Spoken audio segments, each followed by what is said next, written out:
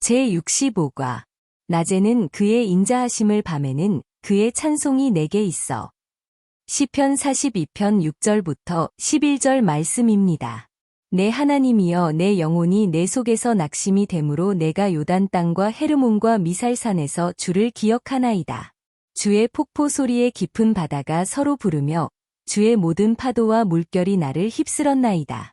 낮에는 여호와께서 그의 인자하심을 베푸시고 밤에는 그의 찬송이 내게 있어 생명의 하나님께 기도하리로다. 내 반석이신 하나님께 말하기를 어찌하여 나를 잊으셨나이까 내가 어찌하여 원수의 압제로 말미암아 슬프게 다니나이까 하리로다. 내 뼈를 찌르는 칼같이 내 대적이 나를 비방하여 늘 내게 말하기를 내 하나님이 어디 있느냐 하도다. 내 영혼아 내가 어찌하여 낙심하며 어찌하여 내 속에서 불안해하는가 너는 하나님께 소망을 두라 나는 그가 나타나 도우심으로 말미암아 내 하나님을 여전히 찬송하리로다. 오늘 본문에서 시편 기자는 주를 기억할 때 어떤 일이 일어났다고 고백하고 있습니까? 그리고 그것이 당신에게 주는 교훈은 무엇이라고 생각하십니까? 지난 주일에 말씀드렸듯이 오늘 본문이 속한 시편 42편은 고라 자손의 시입니다.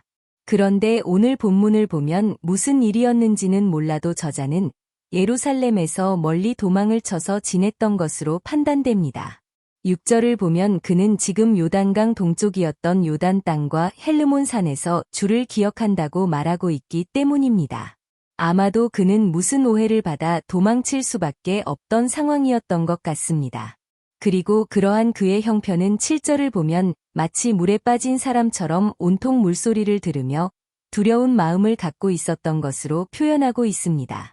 주의 폭포 소리에 깊은 바다가 서로 부르며 주의 모든 파도와 물결이 나를 휩쓸었나이다. 그리고 이러한 급박한 상황에서 사람들이 그에게 도움을 준 것이 아니라 이런 말을 하는 것을 듣습니다. 10절입니다. 내 뼈를 찌르는 칼같이 내 대적이 나를 비방하여 늘 내게 말하기를 내 하나님이 어디 있느냐 하도다. 이런 것을 보면 시편의 기자는 평소에 하나님을 믿는 것을 드러내놓고 살던 사람 같습니다. 그런데 억울한 일을 당하여 힘든 처지에 빠지자 사람들은 그에게 내가 믿는 하나님이 어디 계시냐고 조롱하였던 것입니다. 우리는 이러한 오늘 본문을 보며 믿는 자도 때때로 억울한 일을 당하고 오해를 받아 어려운 처지에 처할 수 있음을 알게 됩니다. 그래서 사람들로 하여금 내 하나님이 어디 있느냐? 내가 믿는 하나님이 있다면 어찌 너를 도와주지 않느냐는 말을 듣게 됩니다. 그래서 우리도 모르게 시리에 빠져서 하나님을 의심할 때가 있습니다. 오늘 본문에서 시편 기자도 그러한 상황에서 의심이 찾아왔다는 것을 말하고 있습니다. 본문 9절입니다.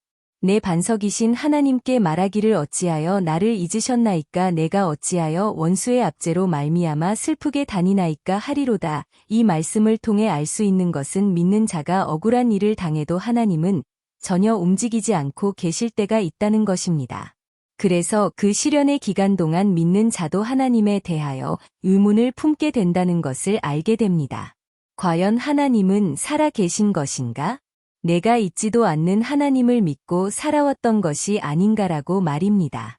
그러나 그런 상황에서도 그는 하나님에 대한 믿음을 포기하지 않게 된 이유를 본문 8절에서 다음과 같이 말하고 있습니다.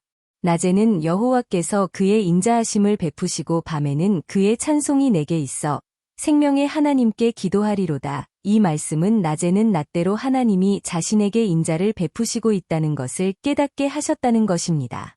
하나님은 시인으로 하여금 무엇을 깨닫게 하신 것일까요? 결코 큰 일이 아닐 것입니다. 그러나 환난 중에 작은 일에서도 하나님의 섭리를 깨달으며 하나님이 자신과 함께 하심을 느끼게 하셨을 것입니다. 그렇습니다. 하나님은 믿는 자들이 어려운 처지에 처했을 때 작은 것을 통해서도 하나님의 살아계심을 느끼게 하십니다. 그래서 믿음을 포기하지 않고 살게 하십니다.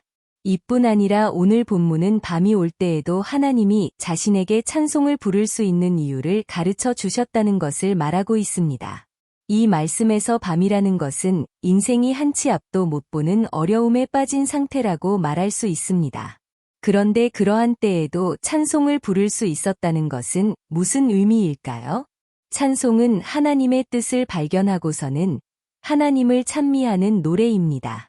그러므로 오늘 본문에서 시편의 기자가 밤에 찬송할 수 있었다는 말은 하나님의 선하신 뜻을 발견하여서 찬송할 수 있었다는 것을 말합니다.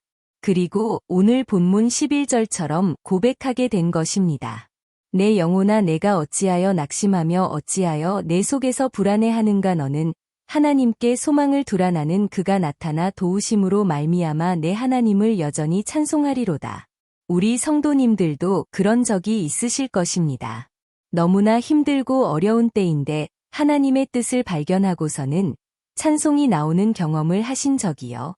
언젠가 그러한 하나님의 뜻을 발견하고서는 다음과 같은 글을 목자의 묵상에 싣게 되었습니다. 내가 노래를 부르는 이유, 슬픈 일이 없어서가 아니라 슬픔을 이길 수 있는 소망이 있기에, 어려운 일이 없어서가 아니라 어려운 일을 극복할 수 있는 믿음이 있기에, 나의 앞길을 가로막는 방해물이 없어서가 아니라 방해물을 하나님의 뜻으로 볼 수 있는 눈이 있기에, 미운 자가 없어서가 아니라 미움을 초월한 사랑하는 마음이 있기에, 내 앞에 수많은 사고와 위험의 요소가 없어서가 아니라 그 모든 것을 주관하시는 하나님의 손길을 보고 있기에 나의 노래는 끊어졌다가도 다시 부르게 되고 중단되었다가도 이어지게 됨이니 믿는 자가 아니었으면 한숨의 나날이 되었을 것을. 나 믿음이 있어 노래를 부를 수 있으니 어찌 감사하지 않으라.